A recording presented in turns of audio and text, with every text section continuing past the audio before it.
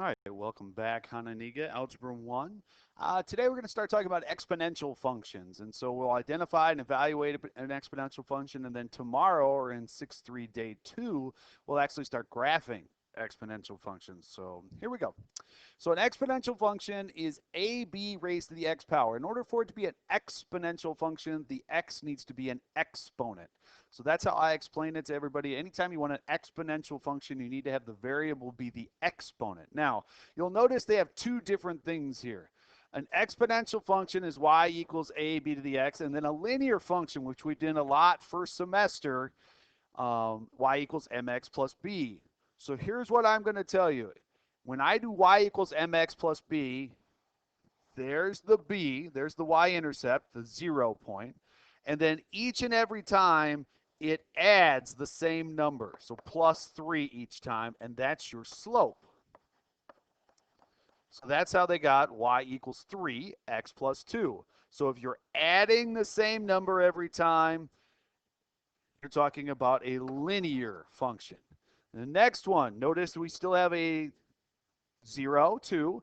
The a value is the y-intercept. And I know that's a little confusing because it's b in the other one and it's a in this one, but the y-intercept is always the first number here, y equals 2. Now, instead of adding the same number each time, you're multiplying by the same number each time. If you multiply by the same number, that's your b value raised to the x, and that is an exponential function. So a linear function, you add the same number every time. An exponential function, you multiply by the same number every time. So an exponential function is a nonlinear function, y equals a b to the b raised to the x. Now, there are some restrictions. The a value can't be 0, and the b value has to be greater than 0, and the b value can't also be 1. So now, determine which of the following is an exponential function. So the first one, notice it's x raised to the second power. This is not exponential. Reason it's not exponential is the x, or the variable, is not the exponent. Now the second one, this is exponential. Again, reason the variable, or the x, is the exponent. Determine if it's linear or exponential, then we're going to write a rule. Each time here, it's adding 2. The y-intercept is 0, 2. So this is y equals 2x, because that's the slope, plus 2, because that's the y-intercept. And I hate the fact that both numbers are the same, but this 2 is the slope, and this 2 is the y-intercept. Next one, it's multiplying by 2 each time. So again, that makes this one linear. Sorry, I didn't write that out. This one is exponential because you're multiplying. So let's write it. Y equals a. The y-intercept is your a value, 2 raised to the x power. Do not go ahead and multiply them together. They are separate. It's 4 times 2 raised to the x. Next one, a little bit more confusing. It has a star, but I'm going to go ahead and do it. It's always multiplying. You can't say dividing. So instead of saying dividing by 2, it's multiplying by a half. There's your y-intercept. This is exponential. So y equals a times b raised to the x. All they want you this time is to evaluate a particular number. So y equals negative 2 times 5 raised to the third power.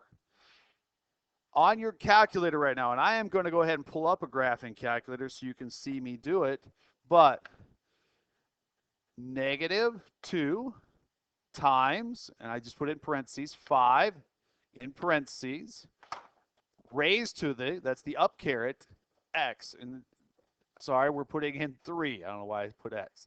So negative 2 times 5 raised to the third is negative 250. So we are just asking you to evaluate the number. So now I want 3.5 raised to the negative second. So try it on your calculator. I'll give you a second. Hit pause if you need to.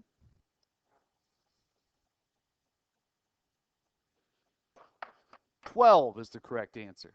So last one, they're just asking you to do it 3 times. So 2 times 9 raised to the negative second. Then they want 2 times 9 raised to the 0. And then they want 2 times 9 raised to the half.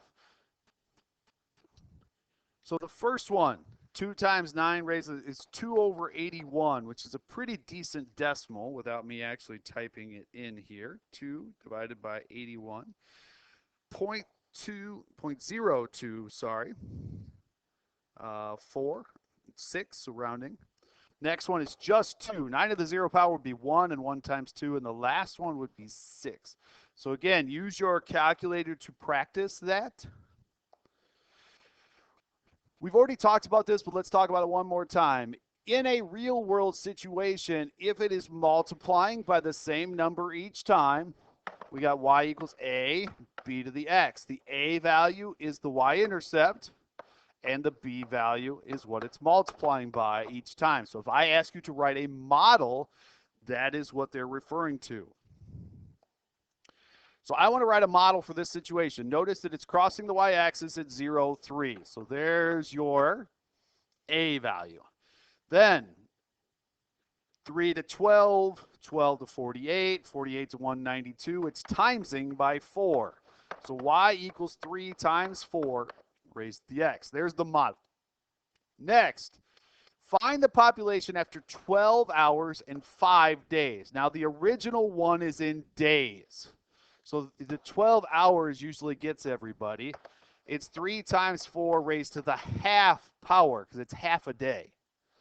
And then the second one is 3 times 4 raised to the fifth power. So I'm going to use my calculator on both of these, and I'm going to show my work then.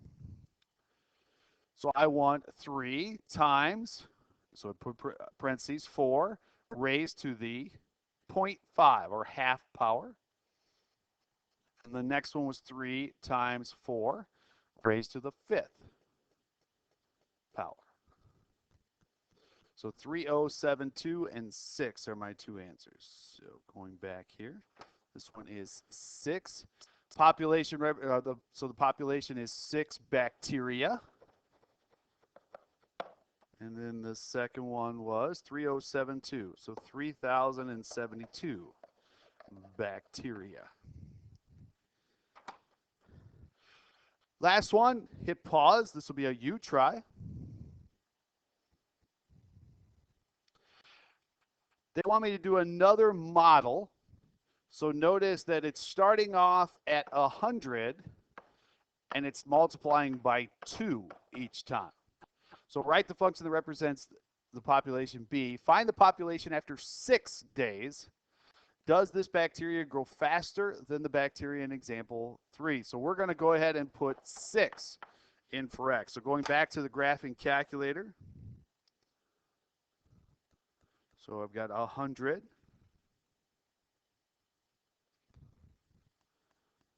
100 times 2 raised to the 6th power. Whoops. Raised to the 6th power. So 6,400. Now, they want to know which one is going faster. And that's a little bit confusing.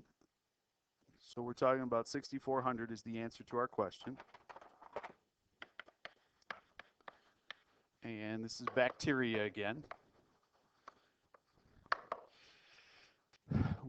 Does this bacterial population grow faster than the bacterial population in example 3? It all depends on what your B value is. So y equals a b to the x. That B value determines how fast the exponential function grows. So this one started off with much more bacteria, but it's growing at it's doubling. Where the other one, example 3, was actually multiplying by 4. So example 3 is growing much faster, at a faster pace than necessarily here in example or in the U-Try question. So your homework assignment tonight is out of the book. If you have any questions, please make sure you talk to your teacher, and good luck.